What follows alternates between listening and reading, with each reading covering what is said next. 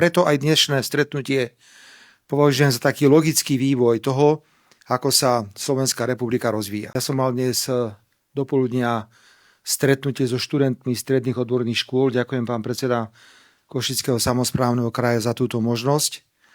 A bol som prekvapený, že boli významne informovaní o tom, že takáto udalosť sa momentálne v Spišskej Novej Vsi deje. Ako rodák Stopolčian som navštívil Spišskú Novú Ves prvýkrát v roku 1983.